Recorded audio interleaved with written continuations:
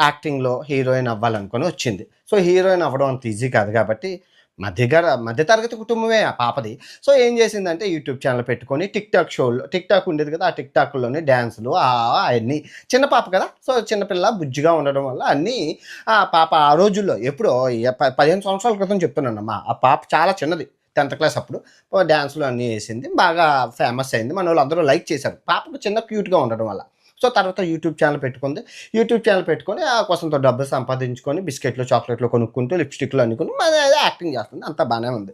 So, పాప అప్పుడు మన 'షణ్ముఖ్ జశ్వంత్‌తోని' పరిచయం ఏర్పడింది. సో, 'షణ్ముఖ్ జశ్వంత్' ఆళ్ళ కథ తర్వాత చెప్తాను. సెకండ్ హాఫ్‌లో చెప్తాను. సో, ఆళ్ళతో పరిచయం ఏర్పడింది. సో, పాప, ఈ బాబు ఇద్దరు కలిపి మంచిగా డాన్సులు, పాటలు, ఆటలు, పాటలు తర్వాత షార్ట్ ఫిల్మ్స్ తీసేవారు. షార్ట్ ఫిల్మ్స్ తీయడం వల్ల సో, ఈ కాలేజ్ స్టూడెంట్స్ ఎవరైతే ఉన్నారో సాఫ్ట్‌వేర్ ఎంప్లాయీస్, కాలేజ్ స్టూడెంట్‌లకి బాగా ఎక్కేసింది.